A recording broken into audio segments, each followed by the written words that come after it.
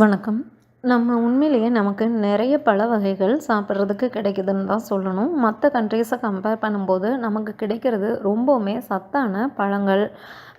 நேற்று கூட கிளைண்ட் கூட பேசிகிட்டு இருக்கும்போது ஆக்சுவலாக வீட்டில் வந்து பலாப்பழம் வாங்கிட்டு வந்திருந்தோம். அதை வந்து சாப்பிட்டுட்டு இருந்தோம். அப்போது கரெக்டாக கிளைண்ட் கால் ஸ்டார்ட் ஆச்சு. அப்போ எனக்கு டக்குன்னு அவங்கக்கிட்ட நான் கேட்டேன். அவங்க ஒரு கிளைண்ட் வந்து மெசபடோமியா அண்ட் மற்ற ஒரு 3 பேர் வந்து மெக்சிகன்ஸ். காலில் இருக்கும்போது நான் கேட்டேன் அவங்கக்கிட்ட, நீங்கள் ஜாக் ஃப்ரூட் சாப்பிட்ருக்கீங்களா அப்படின்னு சொல்லிட்டு. அவங்களுக்கு ஜாக் ஃப்ரூட்னா ஆக்சுவலி என்னென்னு கூட தெரியல. அப்புறம் டக்குன்னு கூகுளில் இது பண்ணிவிட்டு இதுவா அப்படின்னு சொல்லிட்டு கேட்டாங்க. ஆமாம் அப்படின்னு சொன்னப்போ, யூரோப்பியன் கண்ட்ரீஸில் வந்து ஜாக் ஃப்ரூட் வந்து பெருசாக இல்லை, சாப்பிட்றதில்ல அப்படின்னு. மெக்சிகன்ஸ் என்ன சொன்னாங்கன்னா, நாங்கள் பார்த்துருக்கோம் பட் ஆனால் சாப்பிட்டதில்ல அப்படின்னு சொன்னாங்க. எனக்கு உண்மைக்குமே தோணுச்சு, வி ஆர் ஸோ பிளெஸ்ட் அப்படின்னு சொல்லிட்டு.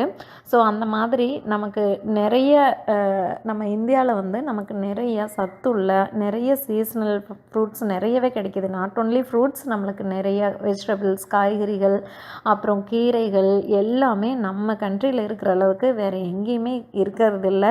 மற்றவங்க அதுக்கு முக்கியத்துவமும் கொடுக்கறதில்ல. நம்ம இப்போ வந்து கொஞ்சம் அதுக்கெல்லாம் முக்கியத்துவம் கொடுத்து திருப்பவும் நம்ம உணவில் சேர்த்துட்டு வர்றது அப்படிங்கிறது ரொம்பவுமே பெரிய விஷயம். அந்த வகையில் ஒன்று தான் சீத்தாப்பழம். எப்போவுமே பலாப்பழத்தை பார்க்கும்போது ரொம்ப ஆச்சரியமாக இருக்கும்.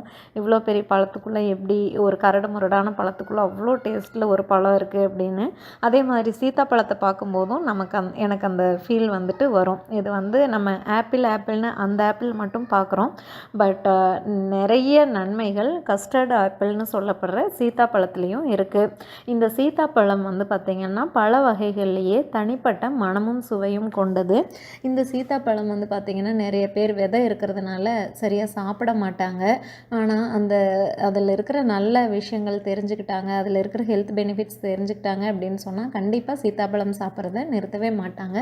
இந்த பதிவில் நம்ம சீத்தாப்பழத்தோட மருத்துவ பயன்கள் என்னென்ன அப்படிங்கிறத தான் பார்க்க போகிறோம். சீத்தாப்பழத்தோட பூர்வீகம் வந்து அமெரிக்கான்னு சொல்லப்படுது. சீத்தாப்பழம் வந்து பார்த்திங்கன்னா வெப்பமண்டல பகுதிகளில் நமக்கு நல்லாவே வளரக்கூடிய மரம். இது 8 மீட்டர் உயரம் வரைக்கும் வளரக்கூடிய ஒரு சின்ன வகையை சேர்ந்த மரம். இது வந்து பார்த்திங்கன்னா உலகெங்கிலும் பல்வேறு பெயர்களில் அழைக்கப்படுது. ஈழத்தமிழர் வந்து அன்னமுன்னா பழம்னு சொல்லுவாங்க, தைவானில் வந்து புத்தர் தலைன்னு சொல்லுவாங்க.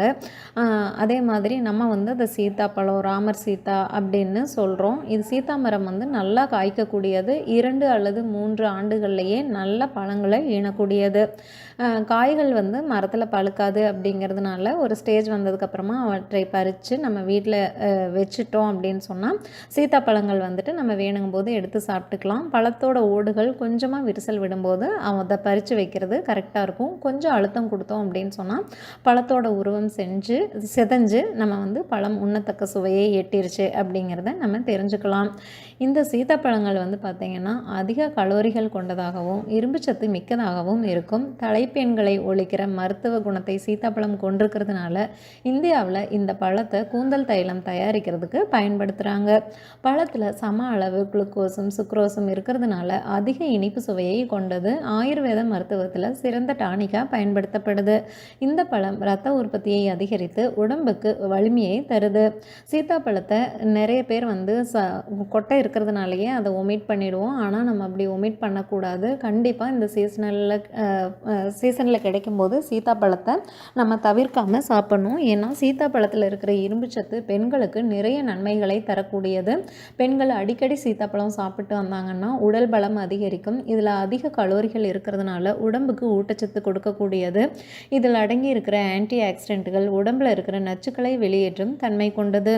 மன அழுத்தம் குறைய வைட்டமின் சி நமது உடலுக்கு அதிகம் தேவைப்படும். நம்ம மன அழுத்தத்தில் இருக்கும்போது சீத்தாப்பழம் சாப்பிட்டோன்னா அதிலிருந்து எளிதில் வெளியில் வர முடியும். ஜீரண சக்தியை அதிகரிக்கும் தன்மை கொண்டிருக்கிறதுனால பித்தம், வாந்தி, பேதி, தலை சுற்றல் போன்றவற்றை குணப்படுத்தக்கூடிய அற்புத ஆற்றல் இந்த பழத்துக்கு உண்டு. இன்றைய தலைமுறையினர் மது, புகை போன்றவற்றிற்கு அடிமையாக இருக்காங்க. வீட்டில் பதப்படுத்தப்பட்ட உணவுகளை அதிகம் சாப்பிடக்கூடிய சூழ்நிலையிலையும் நம்ம நிறைய பேர் இருக்கோம். அதிக அளவில் டீ, காப்பி போன்றவற்றை அருந்தும் பழக்கம் உடையவங்க வீட்டில் நிறைய பேர் இருப்பாங்க. இந்த மாதிரி சூழ்நிலையில் அவங்களுக்கு உண்டாகக்கூடிய உடல் பிரச்சனையை சரி செய்கிறதுக்கு பொட்டாசியம் நம்ம உடம்புக்கு அதிகம் தேவைப்படும். தினமும் சீத்தாப்பழம் சாப்பிட்டோம் அப்படின்னு சொன்னால் இந்த விஷயங்கள்னால ஏற்படுற உடல்நல பாதிப்புகள் முழுமையாகவே நமக்கு நீங்கி போயிடும்.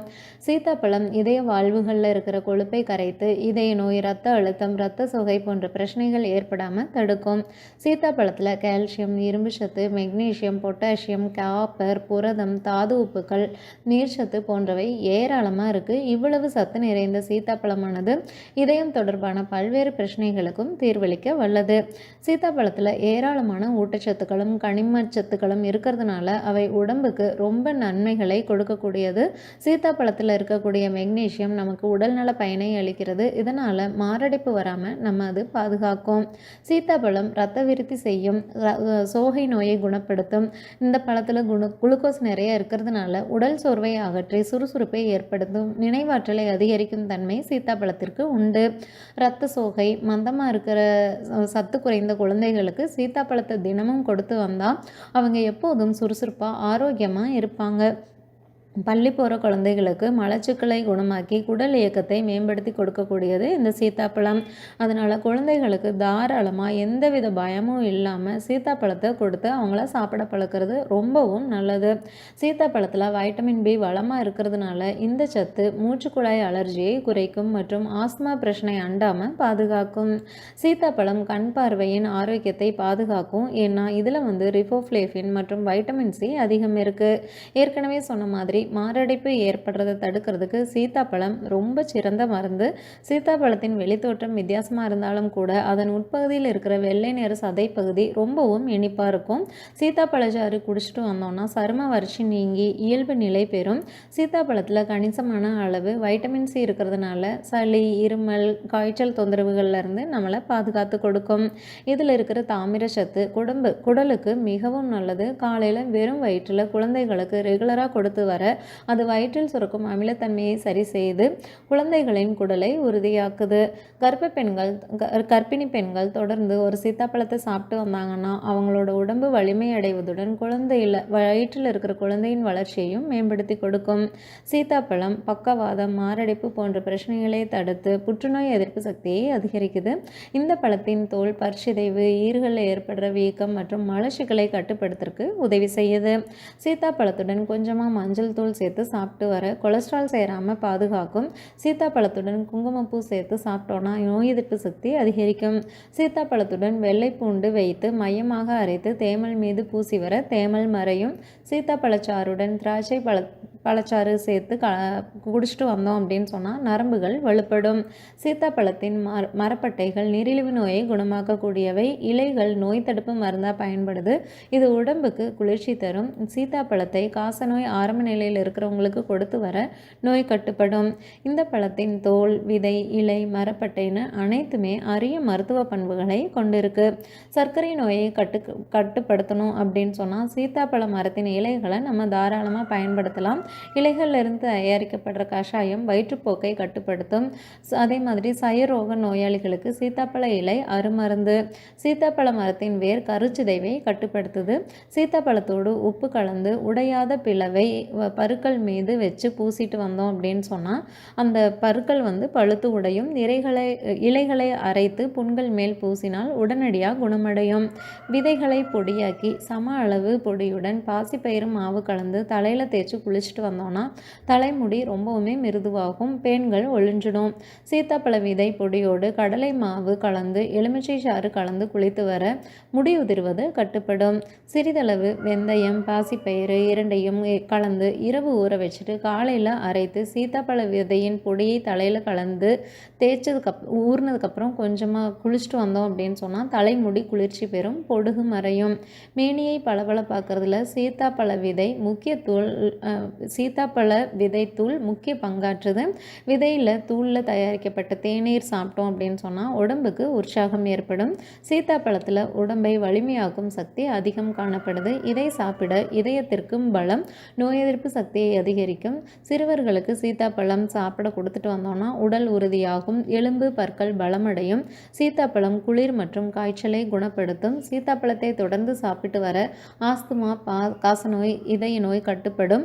நினைவாற்றல் அதிகரிக்கும். சீத்தாப்பழத்தை சாப்பிட்டோம்னா தலைக்கும் மூளைக்கும் செல்லும் இரத்த ஓட்டம் சீராகி குழந்தைகளின் கவனிக்கும் திறன், நினைவாற்றல் திறன் அதிகரிக்கும். எவ்வளோ நன்மைகள் பாருங்கள் இந்த சீத்தாப்பழம். சொல்லப்போனால் ஆப்பிள் 200 விற்கிது, சீத்தாப்பழம் 80 விற்கிது. நம்ம நிறைய பணத்தை இந்த மாதிரி நோய்களுக்கு செலவு பண்ணும்போது நம்மளுக்கே தெரியுது, டாக்டர்ஸ் கிட்ட போனால் எவ்வளோ கன்சல்டிங் ஃபீஸ்லேருந்து ஒரு ட்ரீட்மெண்ட்டுக்காகட்டும், ஒரு நார்மல் இதுக்குமே எவ்வளோ காசு ஆகுது அப்படின்னு சொல்லிட்டு. ஆனால் நம்ம இந்த மாதிரி நமக்கு இயற்கையாக கிடைக்கக்கூடிய கூடிய பழங்களை நிறைய விஷயங்களை நம்ம தவிர்த்துறோம். அப்படி இல்லாமல் இனிமேல் பழம் வாங்கும்போது ரொம்ப அதிகமாக இல்லை அப்படின்னு சொன்னாலும் கம்மியான அளவில் சீத்தாப்பழத்தை வாங்கி குழந்தைகளுக்கு சாப்பிட கொடுத்து நீங்களும் சாப்பிடுங்க. கண்டிப்பாக ஆரோக்கியத்தோடு இருக்க முடியும். மேலும் தகவல்களுக்கு சேனலை சப்ஸ்கிரைப் பண்ணுங்கள். தேங்க்யூ.